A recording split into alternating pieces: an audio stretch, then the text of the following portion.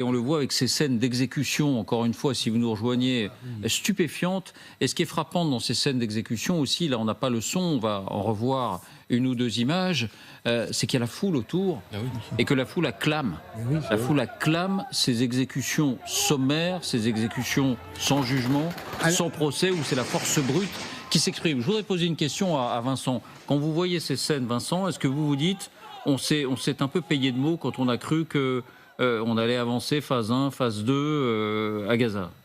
Bah oui, d'abord, la première chose factuelle, c'est que le Hamas n'est pas désarmé, et notamment sa branche armée, les brigades Ezzeddin El-Qassam, et son unité Rada, qui s'occupe de la répression particulière sur ces familles.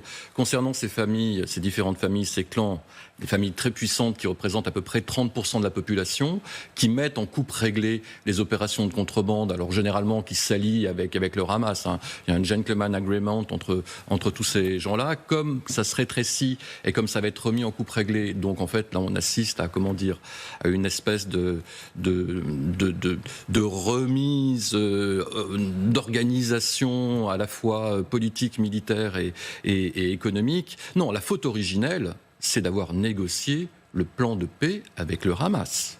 C'est la faute originelle.